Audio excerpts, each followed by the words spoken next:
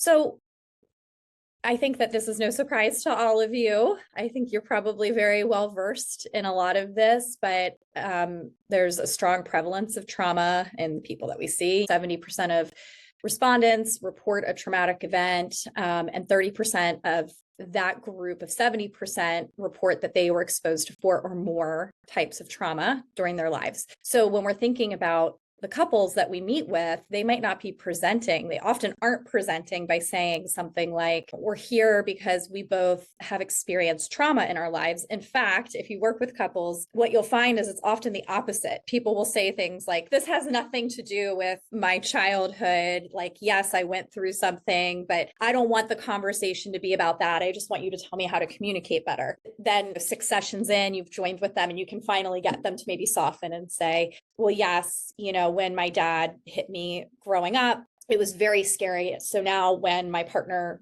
gets upset and raises their voice, I shut down. And so I can connect that. But often people at first will say that has nothing to do with it, or, I'm in individual therapy for that, so I don't need to talk about it here, but it plays a really big role in how people automatically respond to relational things. And then also how they consciously respond to things.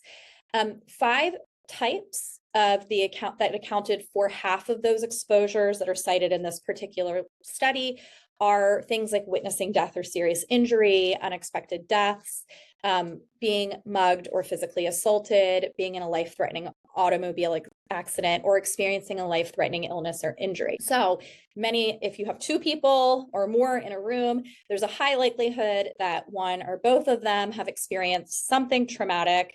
There's also a good likelihood that there's been multiple things that have been experienced, and there's a possibility that one of these things on this list have also been experienced. Also, when it comes to working with people of color, we know that 50 to 70% of people of color have stated that they have been victims of racial discrimination, and that has contributed to chronic trauma in their lives. And because of that, they experience the same types of physiological reactions often that people who have experienced some of these other traumatic events might have experienced. With all of those types of things happening, we also know that many of our clients have experienced chronic trauma in the form of kind of relational pains. So being abandoned, witnessing really harsh conflict between parents. So this is all to say that you've got 2 or more people in a room, you're meeting with them, it's safe to say that there's probably something there. The initial study, which I've linked there and you can read more about it, the initial study was a pretty large study. I don't want to miscite it because I don't have the number here with me, but I'm pretty sure that it was many continents. So I think that they drew from North America, South America, Africa, Asia, and Europe. But I could update you on that. So not only are people that are coming into your office, have they likely experienced something maybe in the past that has led to distress for them, they are often very likely coming into your room experiencing current stressors.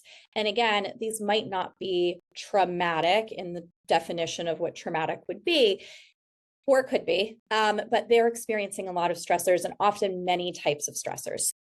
People age 18 to 34 are more likely than their older counterparts to report the effects of stress.